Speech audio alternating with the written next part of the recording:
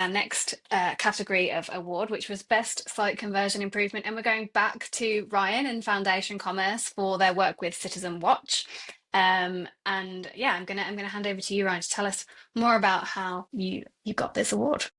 Thanks, Rebecca. So Citizen Watch is a well-known watch and jewellery brand, and they sell all over the world. We work with their UK team, and we've been working with them for about 4 years now, trying to power growth through their Adobe Commerce platform. The challenge when we first started working with Citizen, they were very much a kind of B2B focused business. They hadn't really done anything kind of D2C in the past, but they were really looking to kind of launch a kind of D2C platform that they could sell their products through. At the time when we started speaking to them, it was clear there was a lack of e-commerce strategy internally. They knew what they wanted to do, but they just didn't really know how to do it. And that's where we really helped them. We had to prove the platform's worth to the board.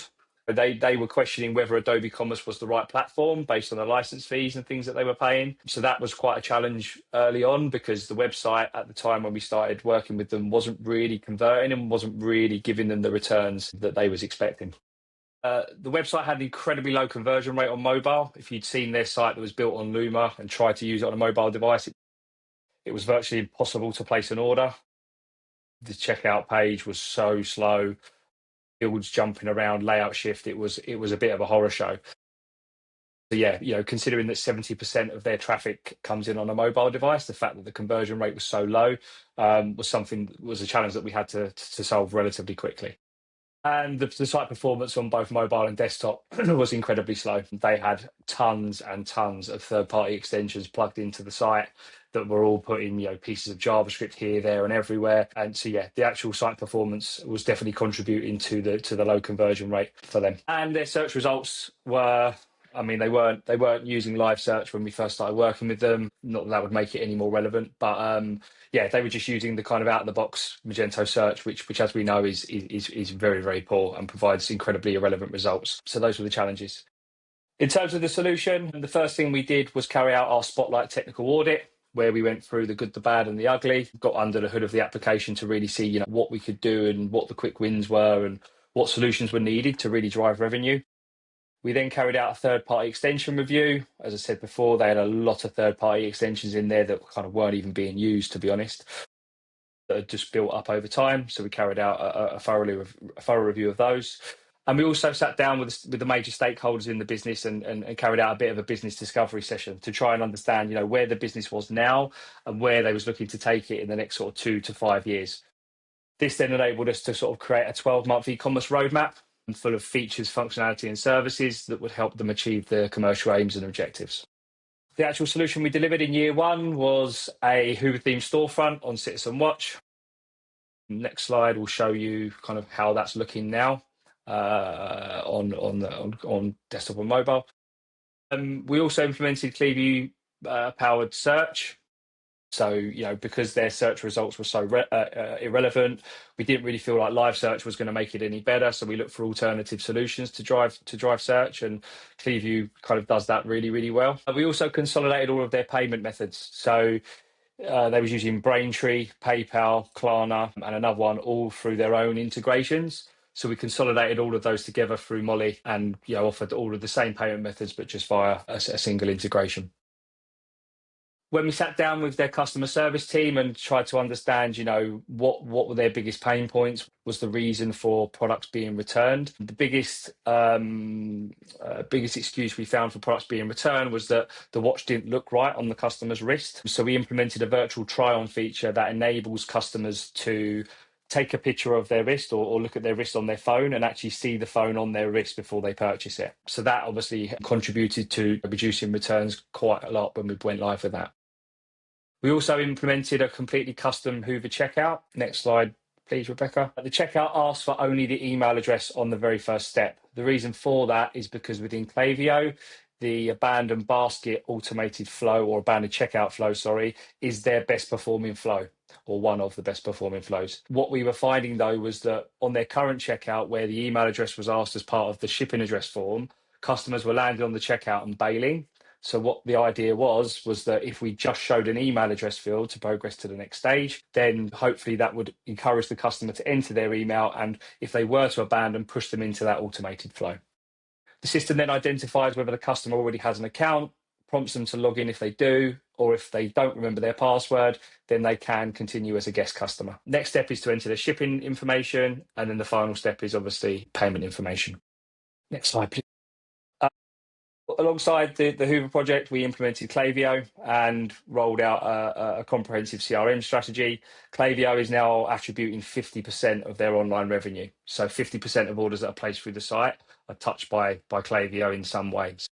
It's a good story of increasing customer retention and to drive conversion. In terms of the results, we compared the year after Hyvä went live to the year before. And we achieved a 43% increase in conversion rate. Revenue increased by 141% because the client increased their acquisition strategy or spend. So we were sending a lot more customers to the website, and we saw a 67% decrease in page load times.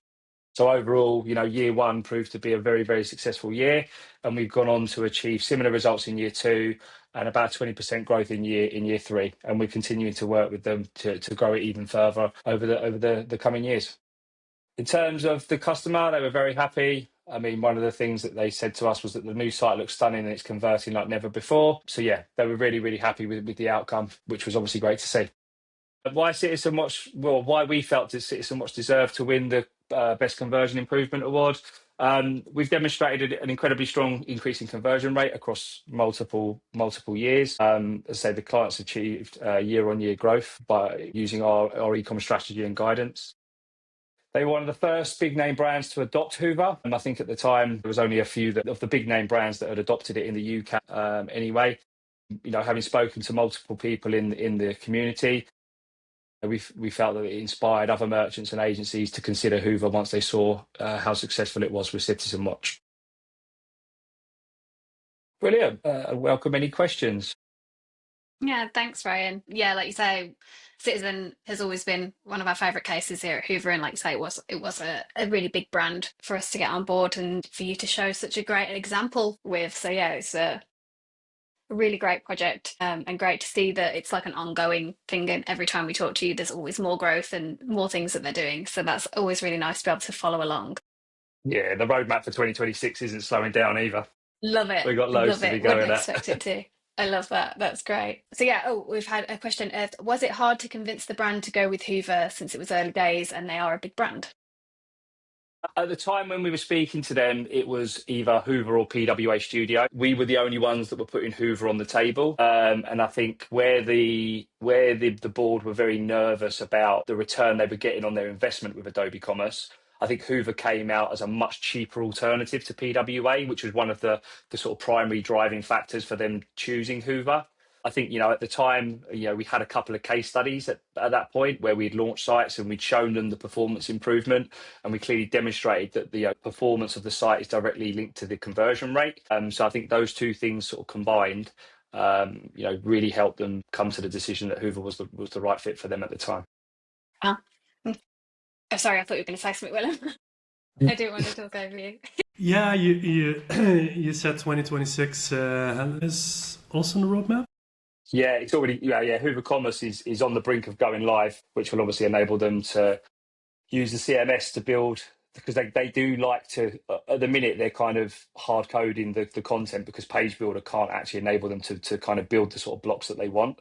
So as soon as we showed them Hyvä CMS, they was very excited. So yeah, Hyvä Commerce is hopefully going to be going live in Q1 next year. And the content scheduling piece as well is something that they are really looking to leverage, because they do a lot around sort of Mother's Day, Father's Day and things like that. So content scheduling is going to come in incredibly handy for those sale events. Continue to pave the way and set the example. So by the end of Q1, we'll have you showcase the CMS implementation. No pressure. Sounds good to me. Definitely. We've had another question as well from in the YouTube chat, which was, did you develop the virtual try-on in-house? No, that's a third-party service that we're using for that, but we integrated it into Hyvä. So yeah. Thank you.